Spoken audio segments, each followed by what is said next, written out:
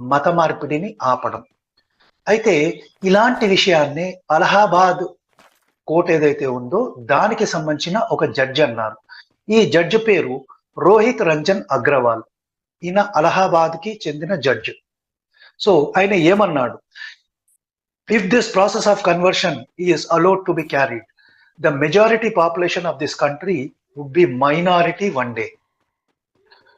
అంటే ఈ మత మార్పిడిల వల్ల వచ్చే ప్రమాదాన్ని ఈ జడ్జి కనిపెట్టాడు అగర్వాల్ గారు. ఈయన ఏమన్నారంటే, ఇలాగే వీళ్ళు మత మార్పిడి చేసుకుంటూ పోతే ఒక రోజు మెజారిటీ ఉన్న ప్రజలందరూ కూడా మైనారిటీలు అయిపోతారు.